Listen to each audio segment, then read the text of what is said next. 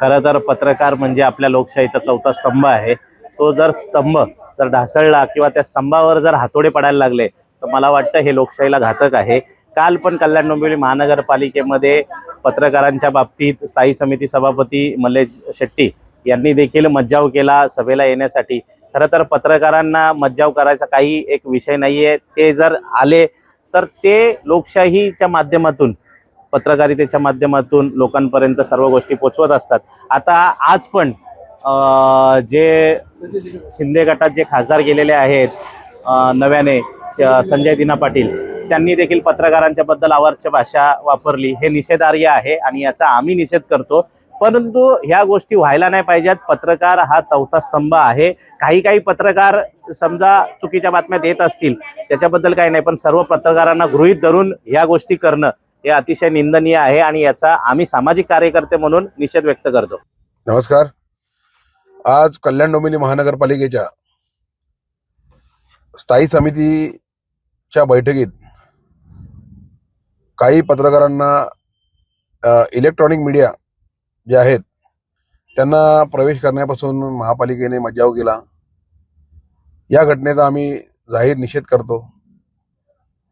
महापालिकेच्या गोल्डन गँग व त्याच्या रिंग मास्टर यांच्या आदेशावरून पत्रकारांना मज्जाव करणं ही लोकशाहीसाठी धोक्याची घंटा आहे। या सर्वांचा राष्ट्रवादी काँग्रेस पार्टीच्या वतीने आम्ही निषेध करतो। तसेच अधिकाऱ्यांनी जेव्हा पत्रकारांनी प्रश्न विचारले त्यावर जे उत्तर दिले आणि त्यांची जी उत्तर देण्याची पद्धत होती ही अत्यंत चुकीची होती।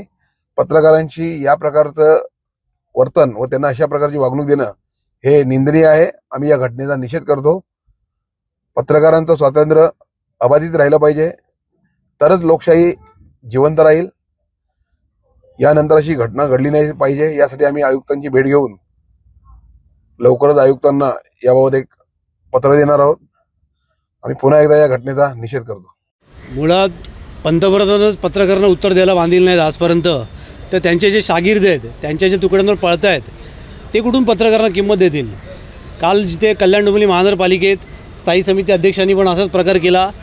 आज तुम्ही आता मुंबईत बघितलं असेल, संजय दिना पाटील यांनी पत्रकारांना मारण्याची परत धमकी दिली। कुत्र्यावर का मारेन, ते जेवायला घातलं हे काढणं। आपण एखाद्या व्यक्तीला जेवायला घालतो ते मित्रपरिवार म्हणून घालतो, कोणी त्याच्यावर उपकार करत नाही आहे। तर आज त्यांनी परत तोच प्रकार केला आहे। त्याचप्रमाणे परवा त्यांनी जेव्हा शिवसैनिकांना आव्हान दिलं की आम्ही त्यांना बॉम्बने मारू किंवा बंदुकी वगैरे घालू, तर त्या बदल्यात आज आम्ही डोंबिवली पोलीस स्टेशनमध्ये पण त्यांच्यासाठी तक्रार दिलेली आहे। गृहमंत्री देवेंद्र फडणवीस, तुमच्या राज्यात काय काय चाललं आहे हे तुम्हीच बघा आणि तुम्हीच याच्यावर काय ते नक्की कारवाई करा, अशी आम्ही त्यांना विनंती करतो आहे।